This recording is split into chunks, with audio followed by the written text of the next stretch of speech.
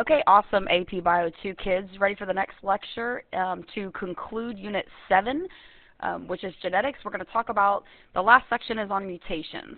Okay, so we're going to talk a little bit about this. The definition for mutation is a change in the nucleotide sequence of DNA. So remembering back to DNA, if you look over here on the side, we've got these sequences. Remember C to G, G to C, T to A. So if we have a change to one of these, like this G is changed maybe to a T, that change is known as a mutation. Now, this mutation may be spontaneous, okay, could be a mistake, could happen during replication, could happen during repair, during recombination, but that mistake is not always negative, okay? That mistake could be beneficial, it could be silent, it could have a negative consequence, but it really just depends on the situation. So what are some things that would cause a nucleotide to change? So you could look at factors such as mutagens. Mutagens are things that are known to be mutation causing, such as X-rays, UV light, carcinogens. I'm sure you've read a lot about like the chemicals that are in plastics. There's so many things out there that could cause a mutation to occur. We're going to talk about like epigenetic-based mutations as we go into the next unit. So at any rate, if a sequence in DNA, and it could be one base, it could be several nucleotides, but it's changing a sequence of DNA, and that ultimately could, may or may not affect like protein synthesis. Because whenever you get that change, remember, it's going to impact when we go through transcription and translation to see what that sequence is going to code for in terms of proteins. So we have two categories of mutations. Okay, we have the typical gene mutation, and then we've got the second category, which is a chromosome mutation. So just like the name implies, if it's a gene, it's going to occur to either one or it could be several genes that are on a chromosome. So we have to go back to what is a gene. Okay, so I'm going to just use this picture to kind of show you. You can see right here that you've got little dark segments, okay, that are repeated. So each segment, okay, each little segment that you see there is a gene. So I guess I would say a gene is a unit on a chromosome that codes for a trait. Okay, a unit on a chromosome that codes for a trait. So you know how like we talk about a trait, let's say albinism, okay, which albinism is autosomal recessive, it's little a. So let's say this person inherited albinism. We could say that this gene right here that came from mom, they inherited a little a, and the gene over here that came from dad, they inherited a little a. So it's kind of confusing because we use these arbitrary letters. So we say you're homozygous recessive little a, but that's just a letter, guys. But what that represents is if that's a lowercase a, what it's saying is the DNA that's in that sequence, okay, like over here, the DNA that's at that location, if it's a little a, that's the recessive form, there's a mutation there, so the normal melanin production is not going to occur on that specific sequence of DNA. But the only way that's going to really show in somebody is if they inherit two recessive copies of that. So both chromosomes have to have that mutation at those two positions. Because if you inherit one capital A, which codes for normal melanin production, then you're not going to be albino. Because that one capital A will overshadow the effects of that lowercase a that may be on that second chromosome. Okay, so gene mutations would be things like some of the disorders, albinism, okay, it could be cystic fibrosis, Tay-Sachs disease, sickle cell anemia. I mean, we could go on and on. There are tons of them that we're going to talk about in just a second when I move slides as to these gene mutations. And some are dominant, some are recessive, and even one is autosomal codominant. Okay, so that's one category. The second category, if it's a chromosome mutation, this could be something like a piece of a chromosome maybe breaks off and could translocate to another chromosome. So you could have ones like translocation. Okay, these are most likely going to be pretty detrimental. You could have like a piece of a chromosome, let's say right here, that completely is deleted and therefore would be a deletion of a chromosome. That's definitely going to have devastating impacts. You could get a chromosome mutation where like you get an extra segment added on. Okay, you could get a piece that actually inverts, called an inversion. So there's many choices for this chromosome mutation category, but if you can kind of visualize, if it's a chromosome mutation, it's going to affect a chunk of a chromosome. And if it affects that chunk, that means many, many genes are going to suffer as a result of that. Okay, so a simple gene mutation may or may not be detrimental depending on what that condition is. Okay, so that's kind of like my intro to explain to you guys. So as we go along, okay, we're going to categorize some of these. Okay, so we're going to now get into some of these disorders that are a result of gene mutations, because I think it's important that you know about some of these disorders and the impacts, because we do have several kids at our school and in this community that have some of these genetic disorders. So the ones I'm going to go over with you guys, most of them are due to gene mutations, but we're going to classify them according to where they are, whether they're dominant, recessive, codominant, and which chromosomes they're occurring on. Okay, so once again, these are genes. So I'm looking at a chromosome, and I'm looking at this unit right here on this chromosome. So if it affects one of the first 22 pair of chromosomes, because remember, you have 23 pair total, so the first 22 pair are known as autosomes. So if that disorder affects one of the first 22 pair chromosomes, they're known as autosomal disorders. Okay, if it affects the last pair of chromosomes, then this is known as a sex-linked disorder. And we've actually mentioned several of these already as we've gone through this unit, such as color blindness, hemophilia, and Duchenne's muscular dystrophy. But that's the last pair of chromosomes. But no matter whether it's an autosomal or if it's a sex-linked disorder, if I tell you it's a gene mutation, that means it's affecting one unit on the chromosome. So let's just say it's color blindness and it's a female and she is colorblind. She's going to inherit, this is one X she got from mom, this is one X she got from dad. She would literally get a recessive, let's say little a, and she'd get a little recessive little a. The way we would write that is she's X little a, and she would be affected by color blindness. That's if it's on this last pair. Okay, if it's an autosomal disorder, and I tell you that it's on just, let's say, pair number 5, and that individual gets a little a here and a little a there, and therefore our little a, that would be just an autosomal disorder and would be recessive. So when you look at this subgrouping, we can subgroup them. If they're recessive, they're caused by two, it has to be homozygous genotype, little a, so you'd have to have 2 copies of that for it to actually show up. If it's dominant, you would only need 1 copy of that dominant allele for you to be affected. So therefore, your genotype could be big A, or big A, little a, and have that disorder.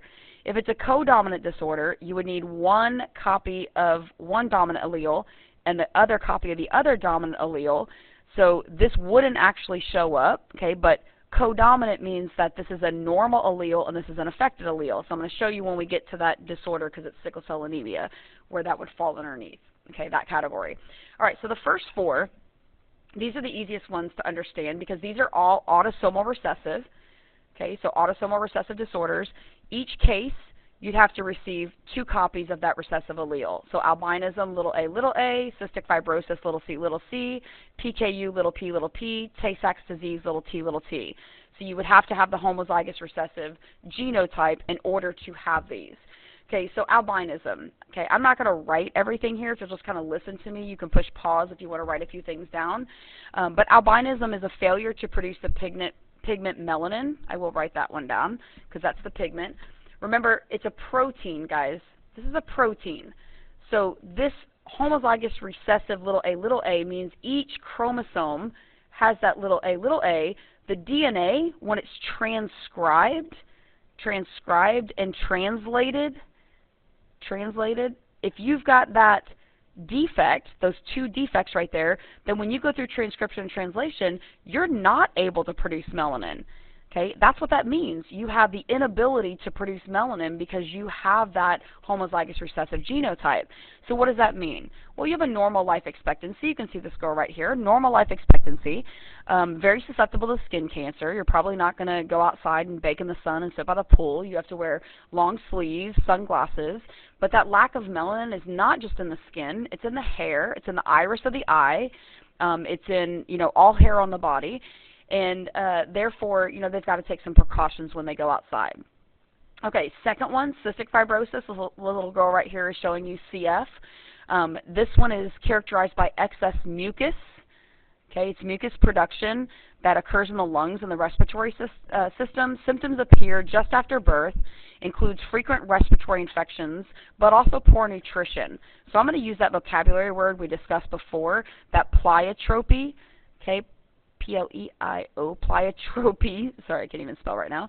But that pleiotropic impact means one gene is the effect, but it's going to have many effects on the body as far as phenotype.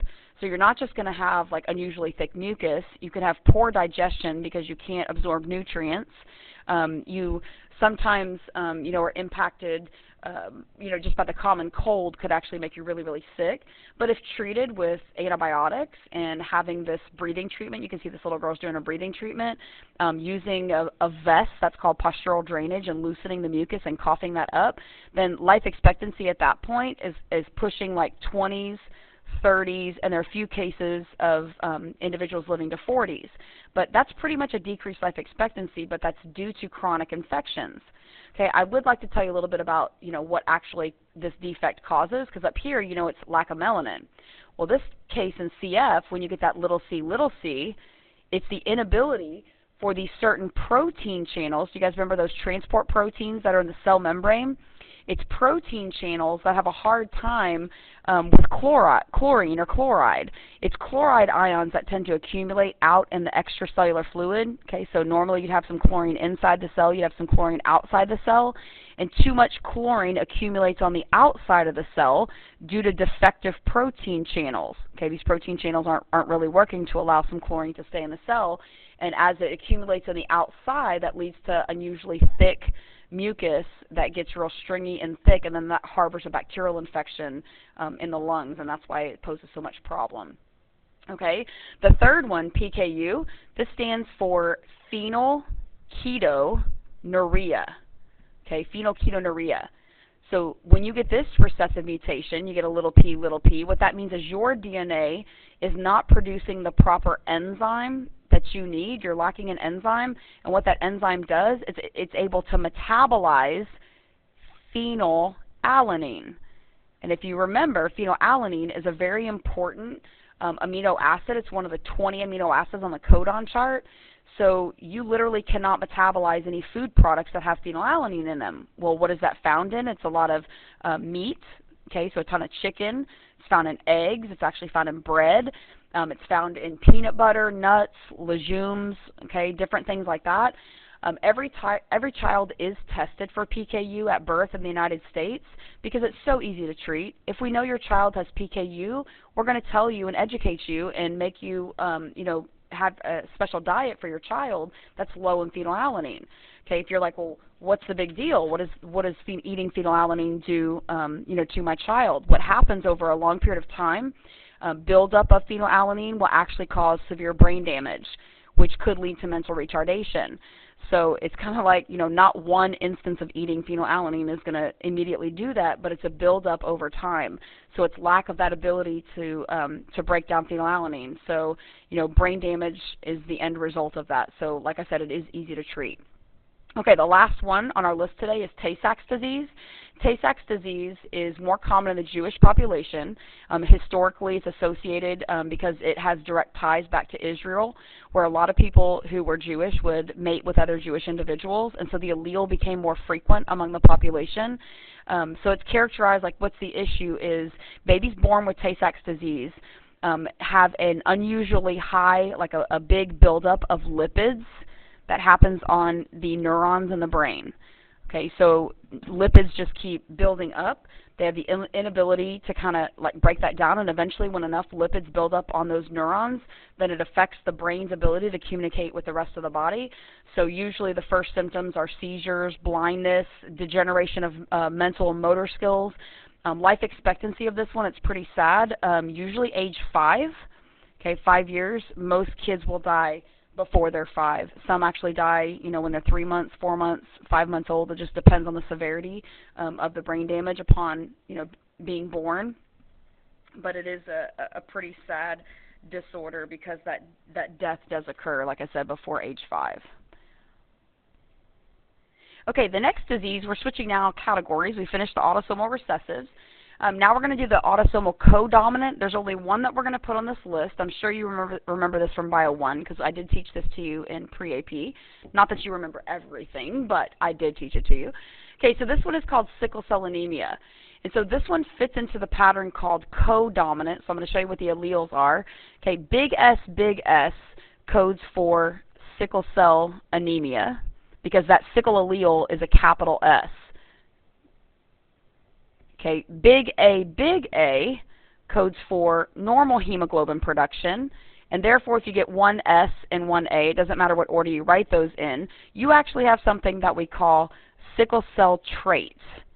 Okay, I'm going to talk about that in a minute. This is kind of like when we did the Andalusian chickens because it fits into codominant. Remember when we did the chickens, we had big B is a black chicken, big W is a white chicken, and when we mate those, we get chickens that have black and white feathers. This disease falls into that category. Okay, this is the most common disease that goes back to African American descent. It comes from Africa, but it's most impacting African Americans. The statistic today is it affects 1 out of every 400 African Americans, and it is caused by a substitution of a single amino acid, guys. Like, I cannot emphasize that enough. That's kind of crazy. A single amino acid. So if I take this chromosome right here, and I tell you that this individual got a capital S sickle allele from their parent, remember this gene is a sequence of nucleotides.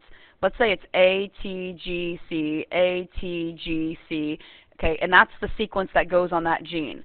The error, the mutation, is a single amino acid, which means 3 of these, remember 3 nucleotides, codes for 1 amino acid. So if you go through transcription, remember that's going to be making an mRNA. It goes C to G, A to U, T to A. When you look that up on the codon chart, you're going to find a certain amino acid.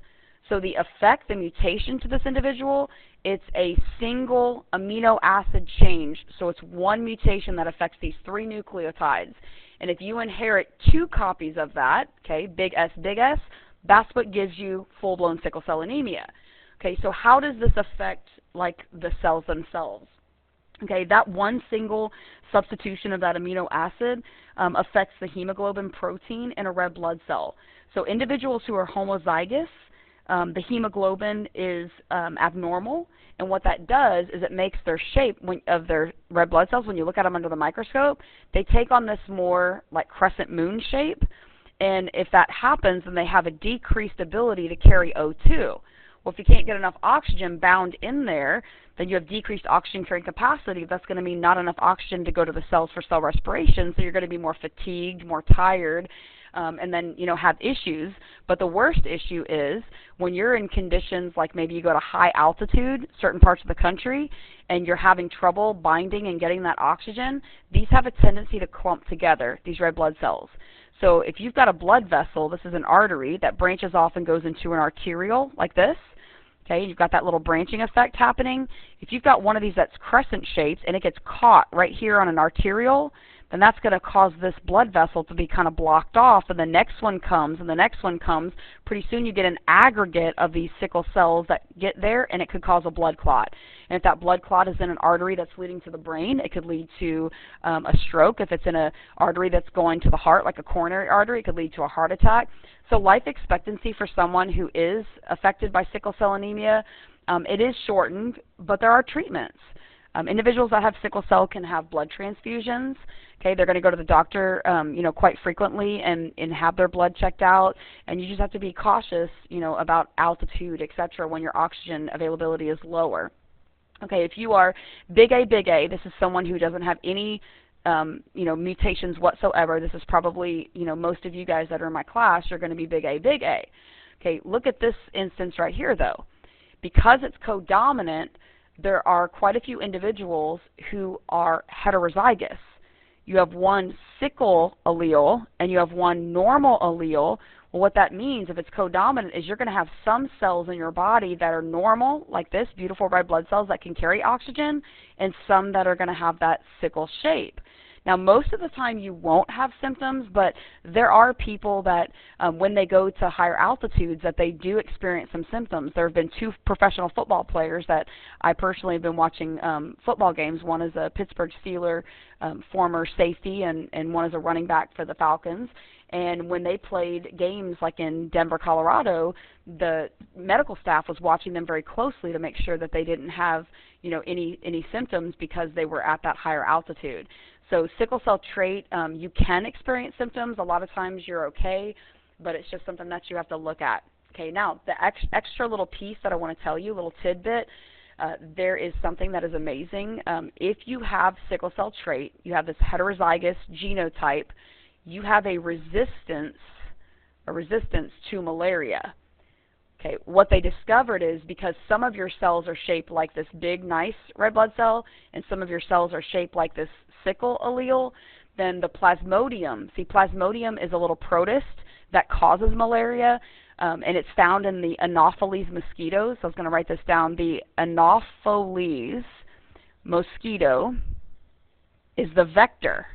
And so inside the gut of the Anopheles mosquito is this little protist, and it's called plasmodium. Okay, plasmodium.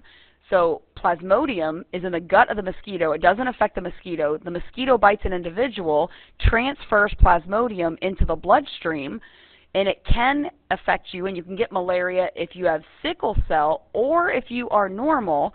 But what they discovered is if you're heterozygous, you have an advantage. They call this a heterozygote advantage. Okay, heterozygote advantage if you live in Africa. And the reason it's only an advantage if you live in Africa is because if you're in the United States, okay, and actually it's not just Africa, it's also in South America because malaria is present in South America.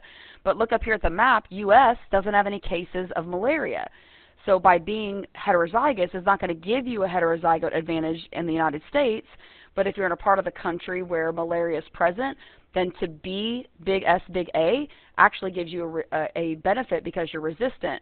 Now, if you're wondering why, they've discovered that the presence of some of these sickle-shaped cells, the plasmodium, when it gets into the body, it can't harbor enough attacks. It doesn't attack enough and spread. But whereas if you have full-blown sickle cell anemia, it still does attack you. It's kind of weird, but you fight it off. So the body has a tendency to fight off that plasmodium, and it doesn't have a chance to harbor. And it's particularly present in children, and they're resistant to it. So last little stat I'll give you on this, and then I'll switch slides, is that 1 out of every 10 African Americans, y'all, 1 in 10 have sickle cell trait. That means our big S, big A. So 1 out of 400 African Americans, if you have African descent, 1 out of 400 have actual sickle cell anemia. 1 out of 10 African Americans has sickle cell trait, big S, big A. But it's not strictly going to affect the African American population because it just depends on who you mate with. So you can be of different ethnic groups and also be impacted by that. Okay? All right, next category, autosomal dominant disorders. These are affected by one capital allele, and all you need is one capital allele, by the way, and you are impacted. So on your 2 chromosomes, if one parent gives you a capital A and the other parent gives you a little a, you are impacted. It only takes one copy because it's a dominant allele. So the first one is Huntington's disease. Huntington's disease, you may remember from Bio 1, it is fatal. Okay, it is definitely a fatal disorder. There are no treatments, there are no cures, but the symptoms do not show up until usually when the individual is between 40 and 50 years old. Okay, so between 40s and 50s. And so the symptoms are progressive. Once you're diagnosed, death usually occurs between 10 to 25 years from diagnosis. There is genetic testing to see if it's available, but you know, it's kind of like, do you really want to know if you have this predetermined condition? Now, I know some of you are probably thinking, well, wait, if it's dominant, wouldn't you know? Like your parent would have to have it. Well, yeah, but what if there's a situation when your parent died at a young age or their parent died at a young age, and so you didn't really know that you had a family history of it? So you would know, like if you had a both your biological parents are alive and they live till their 40s and 50s and they don't have any symptoms, well, then probably you're not going to have any symptoms unless it was caused by some mutation. Okay, so it is characterized by deterioration of the nervous system, by the way. Okay, it's a nervous system deterioration, which means that it's going to lead to progressive deterioration of the brain, loss of motor functioning, you know, loss of cognitive ability, etc., until eventually you're wheelchair bound, and then death occurs pretty quickly after. Okay, the last thing about Huntington's is, you know, with any of these dominant disorders, like best case scenario, if you were diagnosed with Huntington's, you would hope that you are heterozygous. Because if you're big H, little h, you know you have Huntington's, at least there's a chance you could have passed on this recessive normal allele to your child. But if you tested you were homozygous dominant for Huntington's, then all of your children are going to end up with Huntington's disease. So it's kind of it's a sad disorder. Like any of the dominant ones, if you have them, you know, there's that chance. Okay, the next dominant one is Marfan syndrome. Okay, Marfan. This one affects connective tissue. Okay, connective tissue, which, like many of these, y'all, this is going to be another pleiotropic impact. Okay, there's that vocabulary word, pleiotropic impact. Look at this chart. Your eyesight can be impacted, your lungs can be impacted, your cardiovascular system is impacted, your skeleton is impacted. So it's going to have an impact. It's one defect, one gene that has many impacts across the body. Okay, so connective tissue is affected in terms of it's weak, it's loose connective tissue. Well, why is that going to impact your eyesight? Because you have a lot of connective tissue that's holding the eye in the socket. It also helps the eye form its shape. You've got the actual eye itself that is made of connective tissue. So one of the symptoms is really poor eyesight. Okay, the lungs, because the connective tissue that's found at the lungs can cause a lung collapse. The most common symptom that leads to death, an early death for a Marfan patient, is this one right here, because the aorta of the heart, okay, if you remember the heart, you've got the aorta that's got ascending branch and a descending branch. Well, that's connective tissue. It's the biggest blood vessel you have, and it's made of connective tissue. Well, if it's weakened and loose, what happens is over time, you have a weak spot in the aorta, and then it ruptures and causes an aortic aneurysm. And an aneurysm is you literally blow a hole in your aorta, which will cause death within a few minutes. Okay, the other impact, though, is the skeleton. Marfan's patients have scoliosis, or abnormal curvature of the spine, because of that weakened connective tissue, which could be ligaments and tendons. They also tend to be really, really tall. Okay, so the height is super tall, super thin usually. Okay, so I'm just going to put like skinny, bad eyesight. And the reason Abraham Lincoln is on this, if you're like, why is he there? They suspected that he did have Marfan syndrome. They never really, proved that, but that's one of the things he exhibited, all of the symptoms of Marfan. So like I said, best case scenario, you hope that you are one capital if you have Marfan and one lowercase. That way, best case scenario, you only have a 50-50 shot of passing that on to your kid. You're hoping you're going to pass on your unaffected little a to your child if they have Marfan syndrome. One last thing on Marfan that I wanted to tell you guys, I'm a Baylor Bear. A few years ago, there was a Baylor basketball player who did have Marfan syndrome. He did not know. He was really, really tall, had poor eyesight, but he was a gifted athlete, and when he was going to go into the NBA, they genetic tested them and found out he had Marfan, and they would not let him go to the NBA, so it pretty much shattered his dreams of having to, change careers. Okay, the next one is achondroplasia. This is dwarfism. Now, not all dwarfism types, guys, fall into this category, but it is also dominant. And one thing that's unique about achondroplasia is that if a baby, like in the womb, gets a homozygous dominant big A, it is lethal. Okay, that's a lethal genotype. So all living achondroplasia individuals are heterozygous. So if you're little a, you're of average height, is what we say. Okay, average height. So if you're achondroplasia, you are big A, and that means you're affected. Okay, what does that impact? It impacts the bones, the long bones, like the femur, the tibia. So the long bones of the arms and legs are the ones that are impacted. You can see by this little kid right here. Okay, it's the femur, it's the tibia, the fibula, and then it's the arm bones, humerus, radius, ulna. So they don't get length on those. Okay, that's what the defect impacts, is the lengthening, like at those growth plates.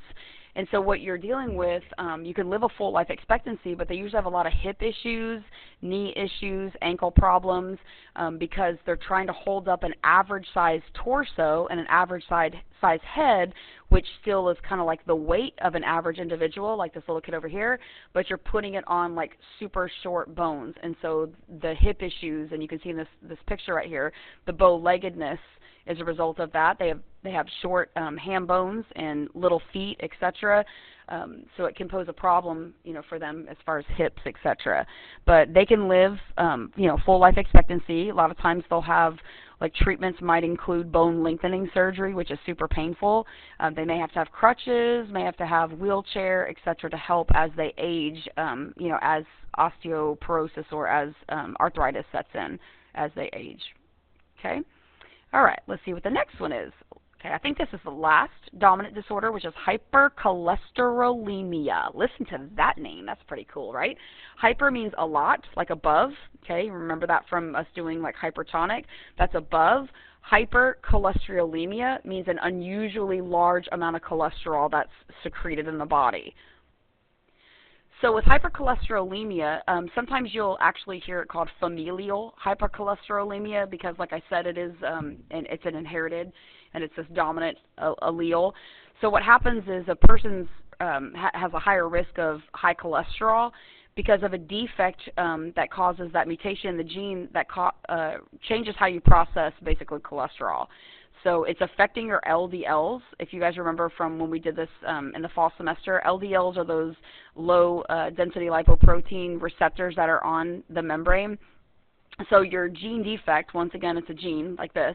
You've got that capital H, or whatever letter you want to use, and so you literally, your defect, your mutation, changes how you're going to process cholesterol.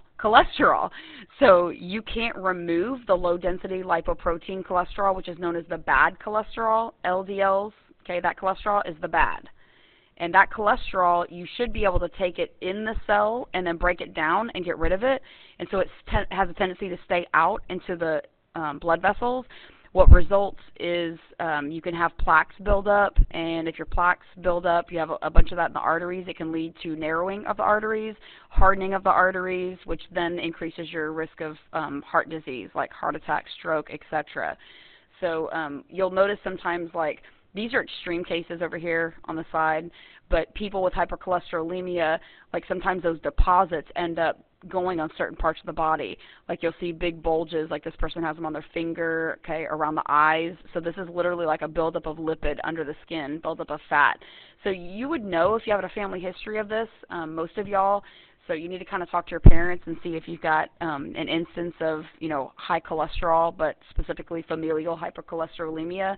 Because best case scenario, if you have a parent that has it, and they're a big H, little h, then you've got that 50-50 chance of them passing on that capital H to you.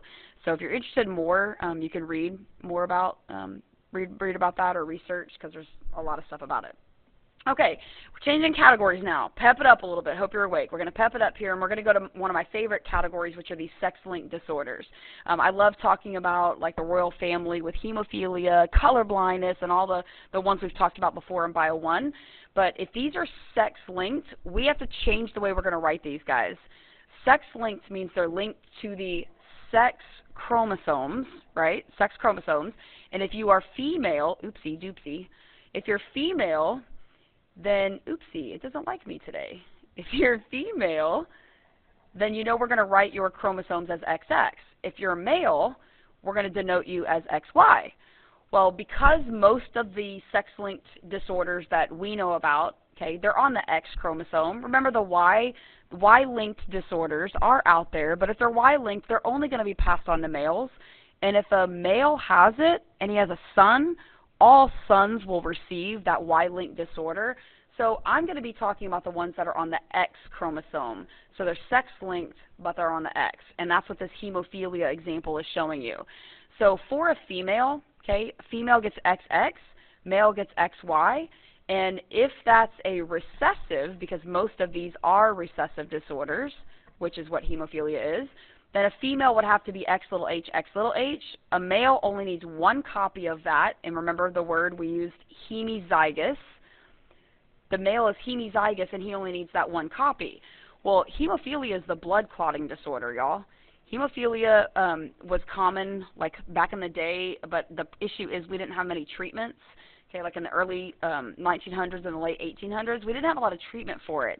Now, if you have hemophilia, we have medication. We have factor VIII injections that you can get, factor VIII, that they're going to inject you so that you can actually have platelet formation and have clotting factors form so that you don't bleed out. Death results usually not from bleeding externally, but from bleeding internally from damage. but like I said, it's a blood clotting disorder. You can get factor VIII injections, you can get blood transfusions. So there are treatments available today, but if you look at this pedigree, you can see what the issue is. Check out what you notice. Male, male, male, male, male. All these males are the ones impacted. In fact, not one female on this entire pedigree is affected by hemophilia. But if you look at Leopold right here, he's impacted, X little hy. Why? Because of his mother. Albert's not impacted. Albert's X big HY, unshaded, but Victoria, this is Queen Victoria, is a carrier, X big H, X little h, and she passed on that affected allele to Leopold. Okay, well, what does that mean about Leopold's daughter? You see her right here. She is a carrier. She got Leopold's recessive little h, even though she's not shaded in, and then she has a son. Look what she did. She passed on that recessive allele to that son, so the son is X little hy. Okay, so that's one of the ways you can look at this. And if a dad has one of these sex-linked recessive disorders, he will 100% pass the allele on to daughters. That's the thing. They pass the allele, not the disease, not the condition, but that affected allele will go on to daughters. Okay, here's the second one, color blindness. Color blindness, the most common is red-green. Okay, red-green color blindness. That defect impacts the cones. Remember, cones are the cells in the retina that see color. Okay, so those cones are impacted, and so you have trouble distinguishing between red and green hues. No big deal. You just have to deal with, having trouble distinguishing between colors, but you have a normal life expectancy. So most males, like I said, are impacted. Male would be X little cy. There are some women in the human population that are impacted. That's X little c, X little c. But if you're a girl and you have no family history, you very well could be X big C, and not even be a carrier for this. Okay? All right, last one that is sex-linked recessive is Duchenne's muscular dystrophy. Duchenne's muscular dystrophy, same pattern of inheritance, but almost 100% of the cases are males, because males' life expectancy is somewhere between 15 and 20 years of age. Well, if you take a male who has Duchenne's muscular dystrophy and it's a chronic deterioration of muscles and eventually makes you wheelchair-bound, most males, if they're dying between 15 or 20, are not passing that allele on to their daughters because they're not having children. They're suffering, and they're bedridden. So it's a very rare instance that you'll have a guy that is X little dy affected that's going to pass that on to a daughter. Remember, all daughters receive their dad's X, like I said, because the life expectancy is so short. There's absolutely no treatment and there's no cure. All you can do is, provide support. But it's not, I just don't want y'all to think that all muscular dystrophy is this particular type. There are some forms of muscular dystrophy where somebody can live until they're, 30, 40, etc. But this is Duchenne's muscular dystrophy that fits into that category. All right, we are almost done. Let me see what I have left here. Okay, we're almost done. Hang in there, guys. So next category, and I can kind of zoom through this one a little bit quicker, is these are chromosomal mutations. Okay, these are mutations that are going to affect like a large chunk of the chromosome. These are going to have an abnormal chromosome structure or an abnormal number of chromosomes. This is one that I'm sure you've heard of. So if we mention the word Down syndrome, some of y'all know trisomy 21. We have some kids here at our school who have that. That's going to result in an abnormal number of chromosomes. It still categorizes as a chromosomal mutation because it's affecting the number. But it may not affect the number. It could affect, look what this is going to tell you here, the structure. Okay, so we can have like a piece of a chromosome be impacted. These often are due to mistakes that are happening in meiosis. This is when a parent is creating their sex cells. So I'm just going to kind of make some letters on here for you guys to show you genes.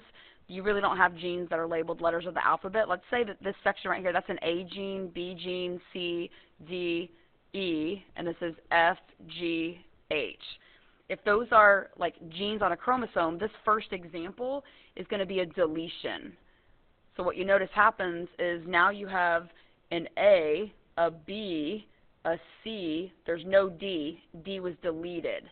So now you have your E, F, G, H. So whatever that gene coded for is now gone. That's definitely going to be detrimental. Okay, in the second instance, we're going to take this one and go A, B, C, D, E. FGH. In the second one, we're going to have what's called a duplication, where genes are actually doubled. So we're going to go A, B, C, B, C, doubling those. E, oh wait, A, B, C, I forgot my D. My bad. D, E, F, G, H. So a duplication, you don't go, woohoo, yay, we got extra information. A duplication, if you want to look up some of the disorders that are duplications, those can have a serious impact on the offspring because extra information is not always beneficial. Okay, the third example is going to be called an inversion. Okay, so the inversion, we're going to go A, same thing, B, C, D, E, C, D, E, F, G, H. And this inversion is we're going to flip the B, C, D. So we're going to have A, and in this case, we're going to go D, C, B. Okay, we flip that. We're still having E, F, G, H. So there's a whole group of disorders that fit into that inversion category, so it's a piece of chromosome that actually breaks and flips. Okay, like I said, not beneficial. These are going to be detrimental. Okay, the last example is translocation. Okay, translocation chromosome mutation. Let's say this is AB. Oopsie, my bad. Erase that a little bit. Got a little ahead of myself. This is AB, CD, E. We have FGH, but here's a second chromosome down here. There's a different chromosome, and we go MNO, PQR. So during meiosis, a piece of one can actually break and switch with a piece of another one. So now on this one, we now have MNO, CDE, FGH. And on this one, we have AB, and then PQR. So look what happened as a result of that. This piece broke off. This piece broke off. They switched with each other. So what we say is they that means shifting, located from one chromosome to another. So that's not a good thing either. So those are all examples of chromosome disorders. And like I said, they're going to affect many genes on a chromosome, which is a pretty negative impact. Okay, now we're going to do the number disorders. These are chromosome, but it's affecting how many chromosomes that an organism gets. These also are going to occur in meiosis, but the choices are it could happen in anaphase 1 or it could happen in anaphase 2. If you remember correctly, anaphase is pulling apart. So in anaphase 1, we have the tetrad or the homologous pairs that separate, and then in anaphase 2, we have sister chromatids that separate.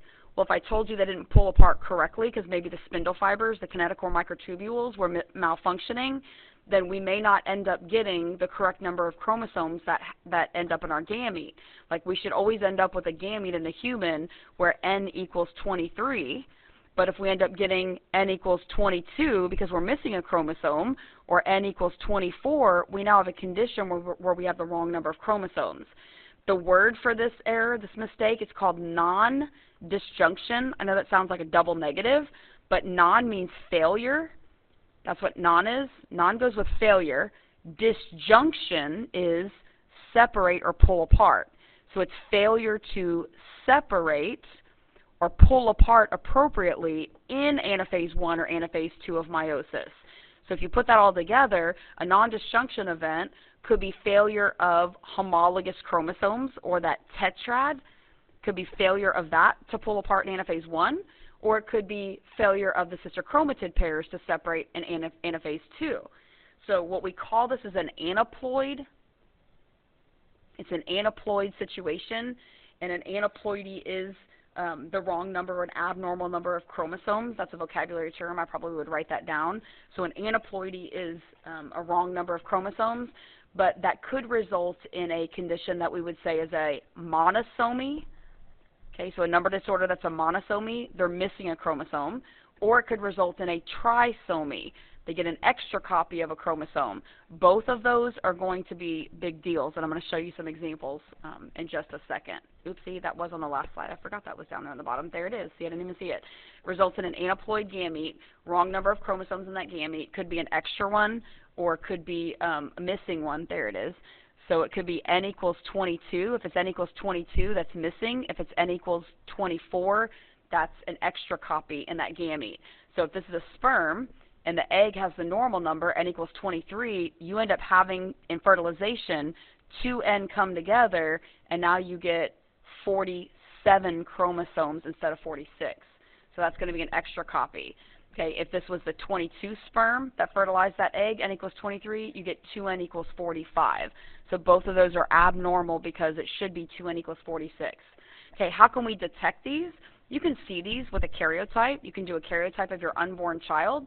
Here's the first example. You can see Down syndrome. Okay, Down syndrome, trisomy 21. Here's the issue right there.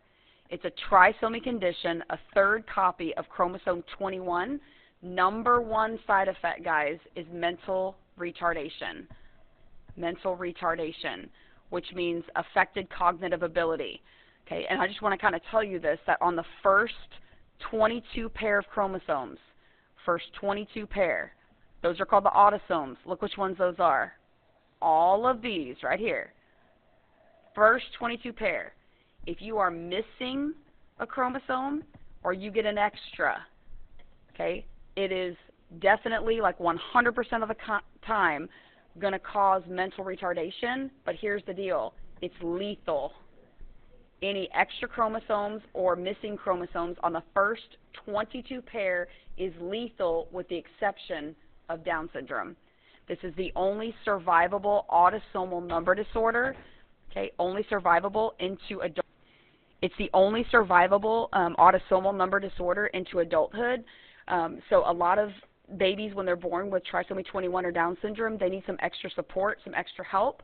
But yet, if you look at this last pair down here, if it's a number disorder affecting the sex chromosomes, that does not affect your cognitive ability. Okay, so Down syndrome, one more time, trisomy 21, the only survivable autosomal number disorder where you can actually live into adulthood. Okay, kind of cool, right? All right, Turner syndrome. Turner syndrome affects, you can see by this picture if you look, let me get this thing out of the way, Turner syndrome affects the sex chromosomes. So there's no decreased cognitive ability, no mental retardation. Y'all, this individual with Turner syndrome has 45 chromosomes. Look, 1, 2, 3, 4. Keep counting. 5, 6, 7, 8, 9, 10. You keep looking. The first 22 autosomal pairs, there's 2 for every single one of them, which means there's 44 autosomes. Okay, but here's the deal. There's an X and there's nothing. There's not a second X, and there's no Y. So what we say for this person with Turner syndrome, their genotype is 45XO. This is a female. Okay, this is phenotypically a female, but issues come with puberty. When she goes through puberty, she has decreased ability, like estrogen formation. Usually, most Turner's females are sterile. They're not going to be able to have kids. They have rudimentary ovaries. They tend to have like a more muscular body. The neck region, if you look at some pictures, they have like really big trapezius muscles and almost like a wider neck, but they still can live a full life expectancy. And actually, treatment includes hormone therapy. So you can treat these starting usually about 6th grade with hormone supplements, and you probably would never know that somebody had Turner syndrome. But it is phenotypically a female, but her condition is she's missing a sex chromosome. Okay, Klinefelter syndrome. Same thing, affects the sex chromosomes. Okay, look down here, sex chromosomes. But this time it's an extra. Look at this, the first 22 pair, those are autosomes. There are 44 of those. But then you add in, there's an X, and there's a Y. So I add in X, X, and Y. I've got 44, 45, 46, 47 chromosomes. Okay, so I've got 47. And so we're going to call that 47XXY. That's how you would write that genotype. Now, what gender? This is a male. You put a Y chromosome on there, guys. Y codes for secondary sex characteristics. But puberty can be an issue, because when these males are going through puberty, they tend to have breast formation. They tend to have a more like feminine hip looking, like wider hips. So this would definitely warrant hormone therapy for someone. So there are treatments. They can also start hormone therapy about in 6th grade. Okay, but this is definitely a male, 47XXY. All right, almost on the home front. Here we go. Last couple of slides. Just to reiterate, if you're worried now, you're like, oh my God, I'm never having kids because I could have kids with any of these disorders. I know it can kind of be scary, but there are plenty of tests that are out there available that can not only test for being a carrier, they can test for, you know, having the actual, like if it was Huntington's and you wanted to know if you had the dominant allele that you'd have later in life, you can definitely get tests for these. Currently today there are blood tests available that can test for Tay-Sachs, sickle cell, cystic fibrosis, Huntington's, PKU, and many others that are out there. If it's an unborn child, like right here, you want to see this unborn baby, you want to know, like, does my unborn child have any of this? They can do fetal testing. The easiest test is an amnio. They call it amnio. It's amniocentesis. Between the 14th and 16th week of pregnancy, they will take a syringe and they'll go in and they'll pull some amniotic fluid. That amniotic fluid that's inside around the baby contains fetal cells. So they'll collect the cells, they'll go into the lab, they'll add a chemical, and they will perform one of those karyotype tests. So if they do a karyotype test, they're looking to see, does your baby have Down syndrome? Does your baby have Klinefelter, Turner? There's more than just those three that I mentioned, y'all. Look up any of the chromosomes. You could get an extra or missing one. I mean, a common one that people talk about now is Edwards syndrome. There's one called Patau's syndrome. There's all sorts of different ones out there, but you can collect some of the fetal cells to test for that. Okay, if you don't get a conclusive result from that, you could always go one step further and do CVS. CVS is chorionic villi sampling. This one's a little more invasive. They're not going in with a shot. They're actually going to go in with a catheter, with a vaginal speculum. They're going to go in with this tool and go to get some cells from that unborn child. So it's a narrow tube inserted through the mother's vagina and the cervix to try to get a tissue sample. That's the difference, is the amnio is going to get a fluid sample. This one's going to get a tissue sample and hopefully get, you know, a little more conclusive testing done.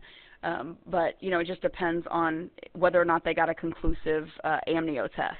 And both of those, like I said, you can do a karyotype. And when you do that karyotype, the two things you're looking for is, number one, do they have the correct number of chromosomes? So that's going to tell you whether or not the baby has a number disorder, and it can also tell you the gender. Okay, those are the two things that you can detect from a karyotype. Are there the right number of chromosomes? Is it male or female? But that does not guarantee a normal child, because your child could then have a gene mutation and have like sickle cell anemia or PKU, etc. Okay? All right, I'm going to save this one. You guys don't have to know this one for the test, so guess what? We're done. Whoop, whoop. Happy studying.